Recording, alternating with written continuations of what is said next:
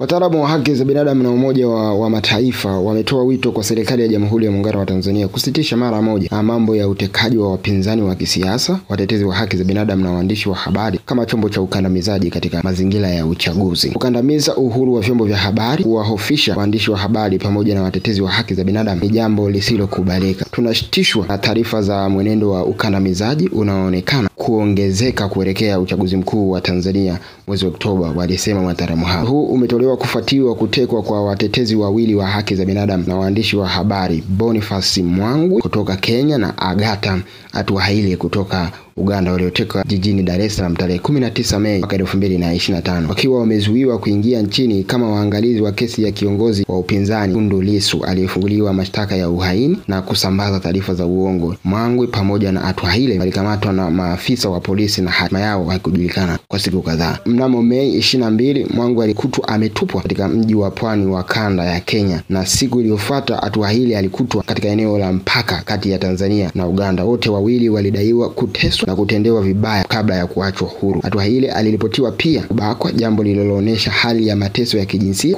aliyokumbana nayo mwandishi huyo wa habari, wanawake na utetezi wa haki za binadamu. Zaidi ya kesi 200 za utekaji zimeandikwa nchini Tanzania tangu mwaka 2019, walisema wataalamu hao. Kukamatwa kiholela, kuteswa na kutekwa Mwangu pamoja na Atuhaire ni ushahidi wa wazi wa mbinu za kupambana na upinzani kwa kukeuka sheria na taratibu za haki. Viongozi wa upinzani na wafuasi wao wameripotiwa ongezeko la mashambulizi na ukiukwaji wa haki za binadamu, hasa katika maeneo yenye mvutano wa kisiasa. Ukiukaji huu unajumuisha kukamatwa kiholela, kunyanyaswa, kuteswa kwa viongozi wa vijana, watetezi wa haki za binadamu na wanachama wa vyama vya upinzani. Tunaendelea kuzitaka mamlaka za Tanzania kusitisha mara moja kufichua taarifa za waliokamatwa, kwani hiyo ni sehemu ya utekaji. Pia wanapaswa kuchunguza na kuwajibisha waliohusika na ukiukwaji huo wa haki, walisema wataalamu hao. Serikali inapaswa kuhakikisha haki na fidia kwa waathirika, ikiwemo huduma za afya, usaidizi wa kisaikolojia, msaada wa kisheria zinazozingatia jinsia kwa manusura